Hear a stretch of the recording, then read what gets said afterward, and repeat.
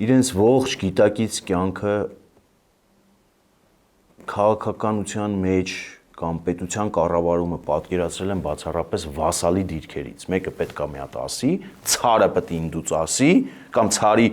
այն ամենա ստորին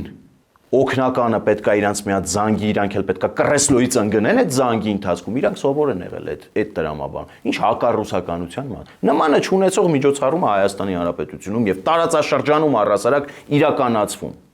Նմանը չունեցող, որտեղ պետք է Հայաստանի Հանրապետությունը իր օգուտները փնտրի։ Ու գտնելու է այդ օգուտները կա։ Կտեսնեք, շատ բան չասենք։ Չասենք եւ որպեսզի հանրային այդպիսի տրամադրություններ էլ չձևավորենք։ Օրը կգա իրենք կտեսնեն։ Այդ դրա համար էլ Եվրամիության վերմակը մեկ-մեկ վերցնում, փաթաթվում են այդ վերմակով, փորձում են բան անել։ Պուտինի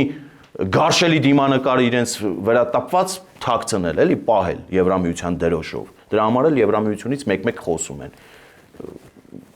Նպատակը ո՞րն է։ Կարող եմ ասել։ Փրփուրներից կախվել եւ հետընտրական որևէ գործողություն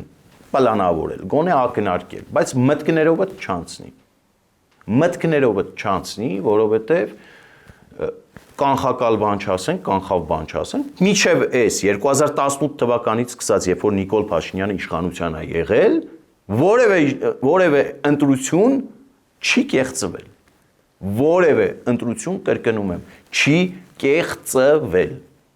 Եվ ես ունեմ մեծ վստահություն, որ 2026-ի հունիսի 7-ի ընտրությունները եւս չեն կեղծվելու։ Ում դատարկ գլխում այդ միտքը առաջանա, որ պետք է այդպիսի ստվեր գցել ընտրությունների վրա, չփորձեք։ Չփորձեք, որովհետեւ այդ դիտորդները գալիս են դա արձանագրելու համար, դա ֆիքսելու համար։